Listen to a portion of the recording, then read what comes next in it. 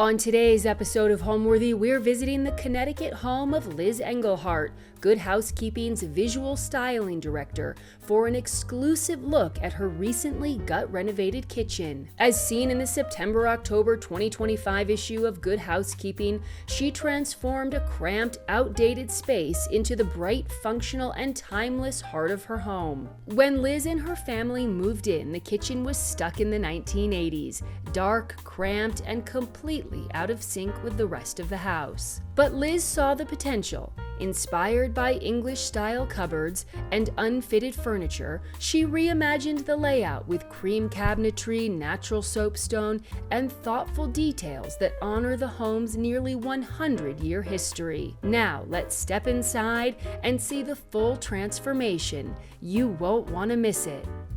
You're watching Homeworthy, where we believe every home has a story. Hi, Homeworthy. I'm Lis. Welcome to Connecticut. Come on in.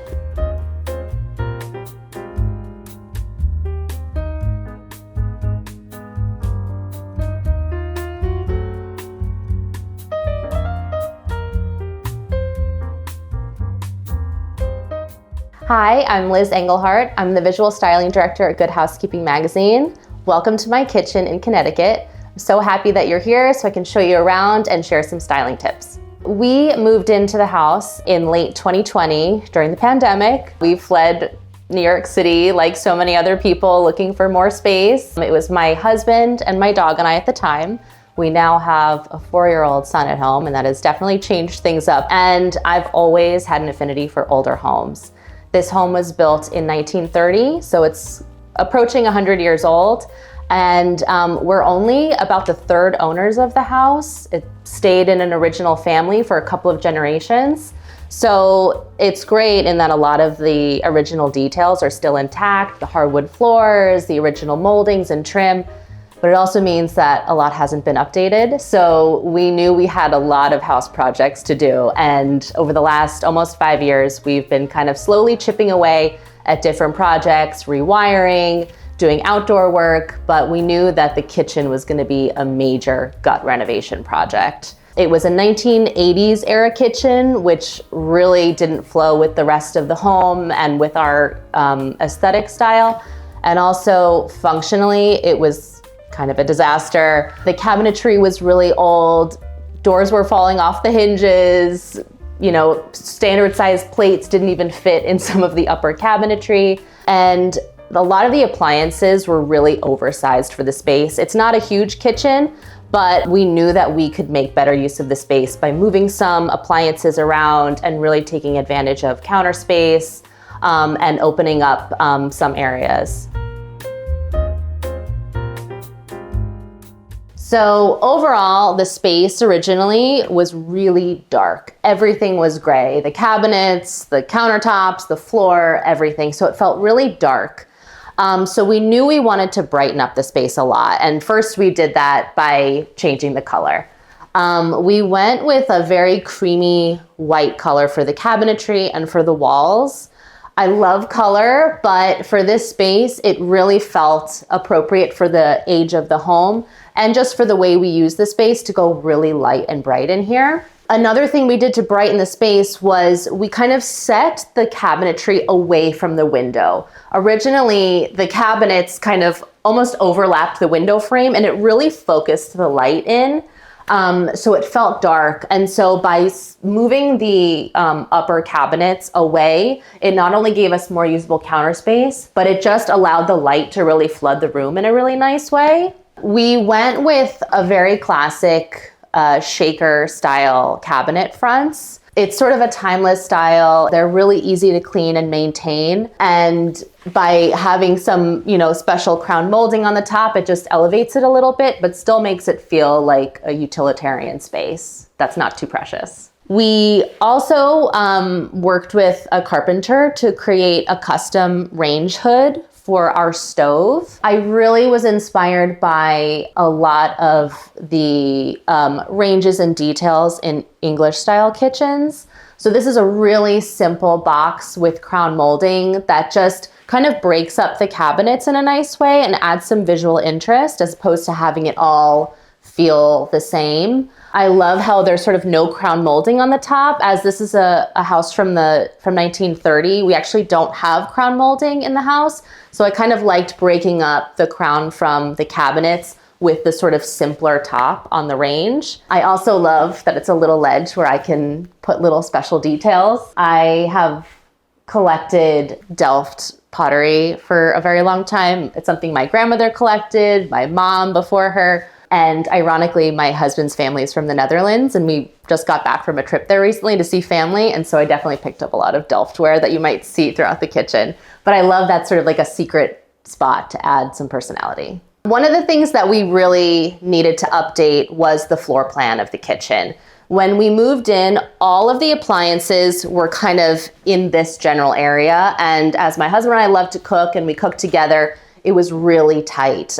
We had a big fridge here, a very oversized range here, a dishwasher in the corner, which is just beyond me, impossible to load and unload.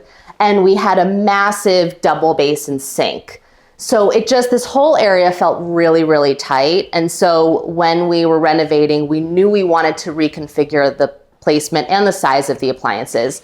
So we actually went down to some more standard size appliances, which just fit the space so much better.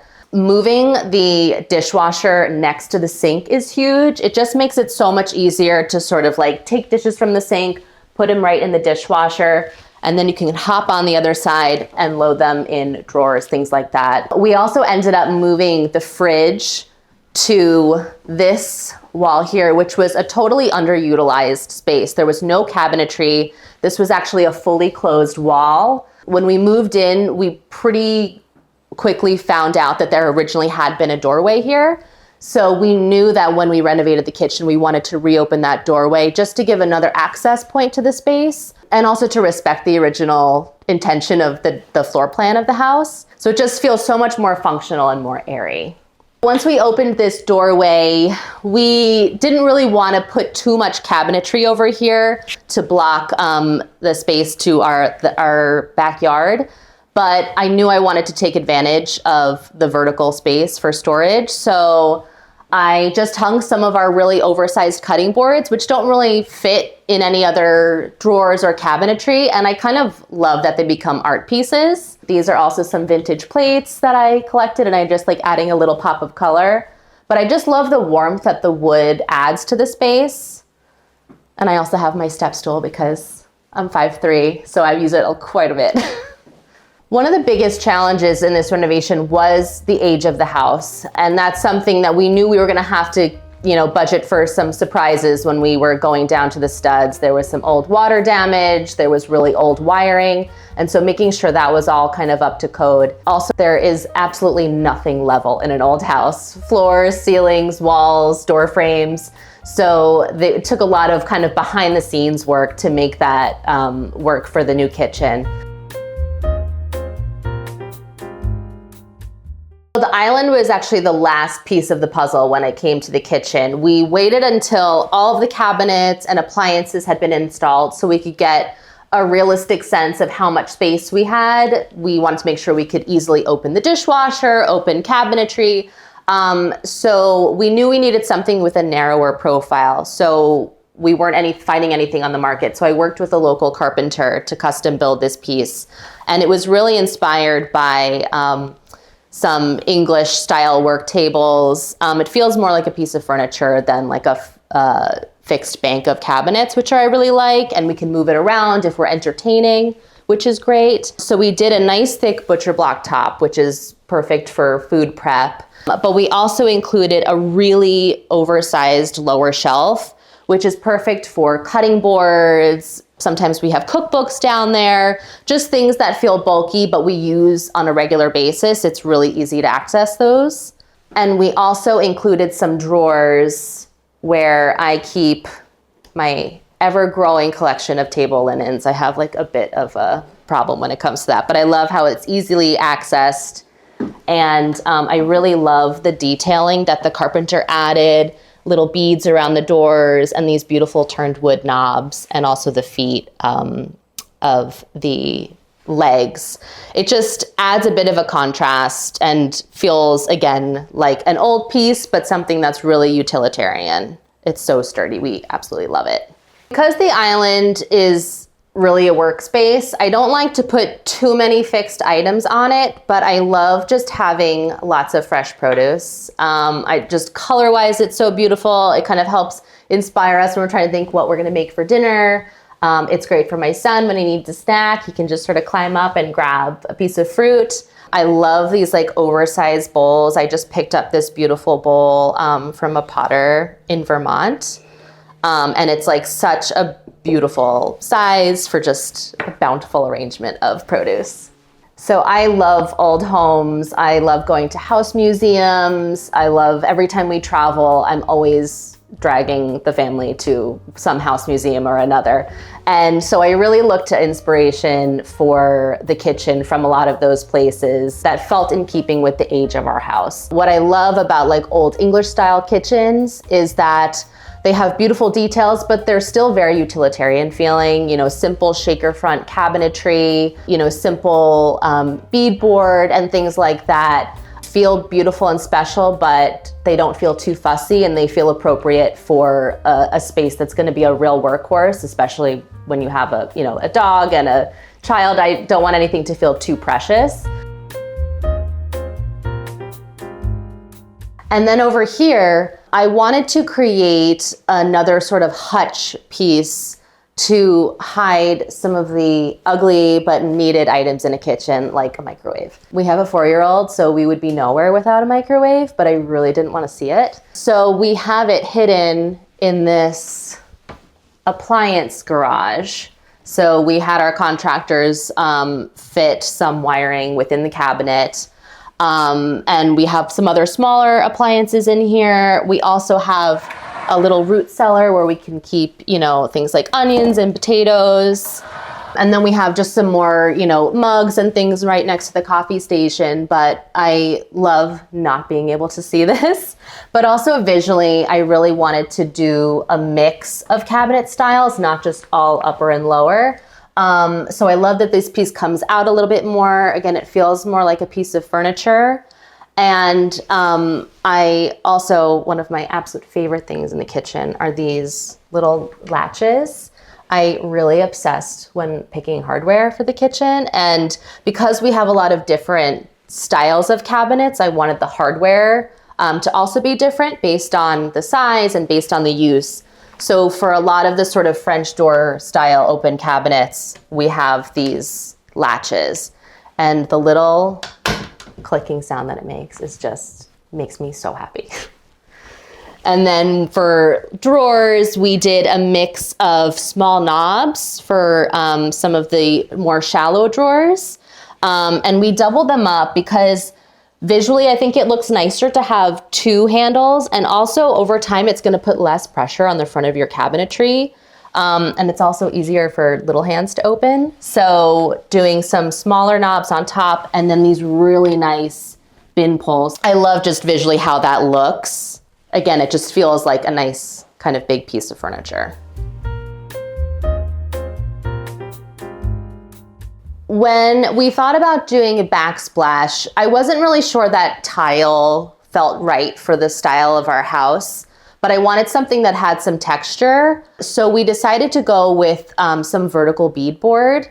And one, it's really cost effective because it doesn't require as much labor as laying tile would. And as long as you paint it in a really high quality, wipeable finish paint, it's really easy to clean. We sort of continued the beadboard up around the window and it really kind of draws your eye up and just makes the space feel much taller. Even though it's a really durable paint, we knew that for some of the harder working places in the kitchen, we wanted something super durable. So behind the range and behind the sink, we extended our soapstone countertops up with these large slabs. With the veining of the soapstone, it's really striking, and I like sort of bringing that darkness up and breaking up the cream cabinetry.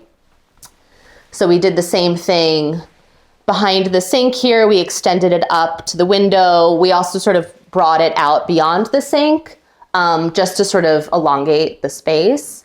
And then we also did another soapstone slab apron in front of the sink. I kind of loved the idea of a farmhouse style sink, but I was a little sick of the sort of classic white that you see everywhere. And I also really wanted the practicality of a stainless sink basin. They're just really easy to clean. If you drop something while you're cleaning, it's more flexible, so it's not gonna, necessarily break. So we had our contractors install this slab here, and we actually went with a darker, almost black stainless sink, and it really kind of seamlessly works with the stone, and it kind of gives the effect that it's a fully stone sink, but it's just way more practical. So much to my husband's chagrin, I like to keep a lot of things on the countertop, but since we increased the footprint of the countertop, we still have plenty of space for food prep, but I just can't help myself. I love looking at pretty little things all day long. There are so many pieces of pottery that I've collected when we travel. It's probably a guarantee of a souvenir that I bring back. I never overpack because I know I'm probably going to bring some pottery back. So these are some pretty splatter bowls that I got in Sicily. I have these cool Tamagrot pottery. This I picked up at a little cool craft fair. And I love that it creates a little still life, but it's so great to have little prep bowls near the range. If you're, making a spice rub or making a dressing, it's so nice to just have those really easily accessible, but they look really nice. I also love having a little lamp in a kitchen. I think having some mood lighting is really nice in a space that is a really hardworking space. It just adds a coziness factor. I love at night when I'm washing dishes or prepping my son's lunch, I put the little light on. It just feels really warm and cozy. And bringing in textiles, I think, is really nice to soften a kitchen. So that was just a fun little find in the corner. If you're thinking about doing a kitchen renovation, it's a big job and there's a lot of factors to keep in mind. We took a lot of time to really work in our existing kitchen and figure out what the main pain points were. That really helped inform the layout of appliances and things like that. So really keep a list of whether it's a small detail or a big detail that are really causing you daily issues, because fixing those will make such a huge difference. I also think you should always budget for surprises, especially if you're working in an older home, but even a newer home. When you're doing a gut renovation, there will always be some unexpected element. Hopefully it's not major, but just know that those things will often happen. Another thing to keep in mind is that if you're doing a full gut renovation, you might want to consider some other projects that would be a lot easier to do when you're down to the studs. So we replaced a window. You might want to think about putting in some new wiring or ductwork. It's just a lot easier to do that when you're down to the studs, and you'll save some money too, as opposed to trying to update those things down the line. So lighting in a kitchen is really important. You want to have enough lights because you're going to be doing food prep and all of that. And originally we only had 2 very large pendants in the kitchen. And it really just sort of focused the light and felt kind of clinical. So we knew we were going to need a lot of lighting. I sourced these 2 vintage pendants from Etsy. They are from France. They're opaline glass, and they actually are from the 1930s. So it's really appropriate with the age and style of our home. And I was really struggling with how we were going to add additional lighting in the kitchen. I absolutely detest can lighting, and we don't really have it in our house. But I knew we were going to need a lot of extra light fixtures, and lighting can be really expensive. So I was, really struggling to try to find something that would work with these vintage pendants, but wasn't going to break the bank. And I fortunately was at my local hardware store, one of many trips I did during this process. And I saw these little very utilitarian porcelain light fixtures. I think they're usually used for inside a closet or in a basement. But they had this really pretty porcelain texture, and they really reminded me of the canopies on my vintage pieces. And I thought, if I just find some really nice Edison bulbs, they really could feel vintage and sweet. And so they were $6 each.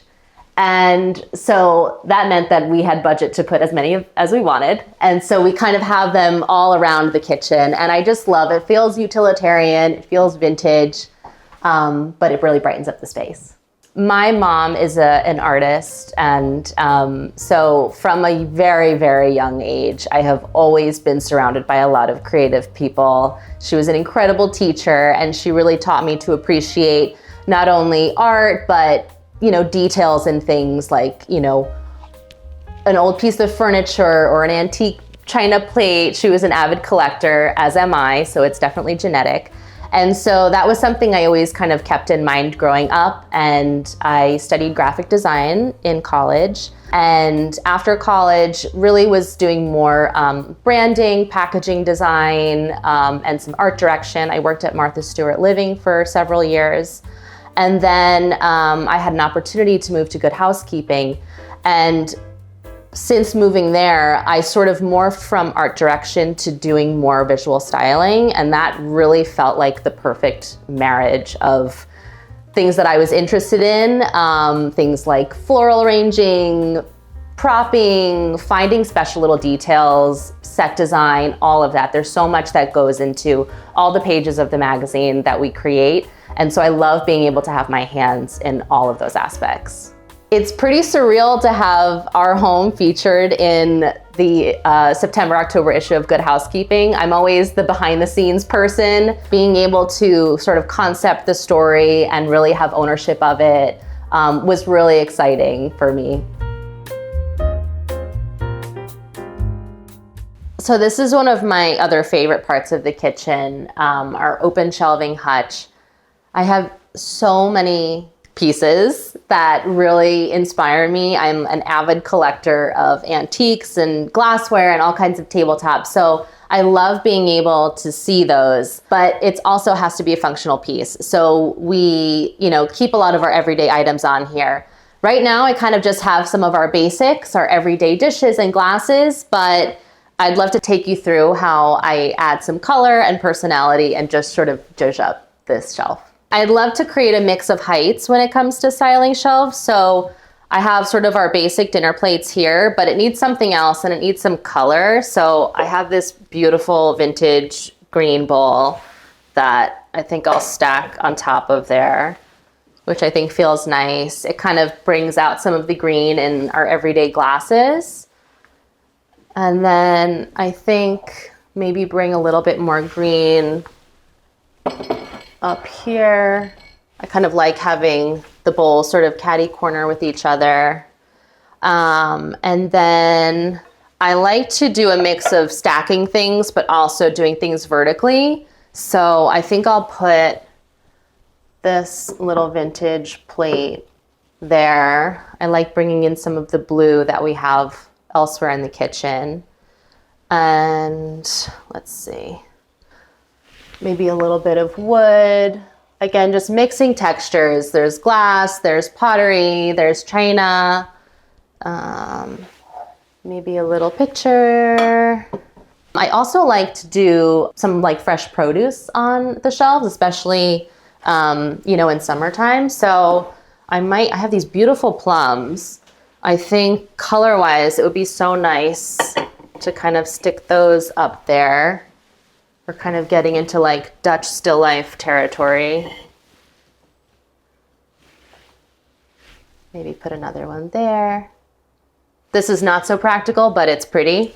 And when you spend a lot of time in your kitchen, you want things to be pretty. I'm gonna keep this space a little bit empty just because this is a nice working area, but having some colorful cookbooks for inspiration is great. I love the color of this Dutch oven. So those are easily accessible, but we still have enough space to do food prep or whatnot here. But I think this is looking pretty nice.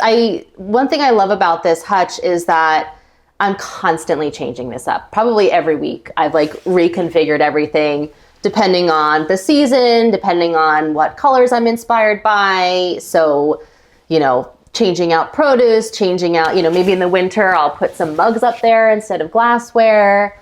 I might put some cutting boards here sometimes. But that's like the fun of styling, is it's never done. You're always kind of evolving and always being inspired. And I love that in a kitchen. I'm pretty happy with how this is looking, but I feel like it needs something a little bit more organic. So I think I'm gonna make a little floral arrangement and put it on the shelf.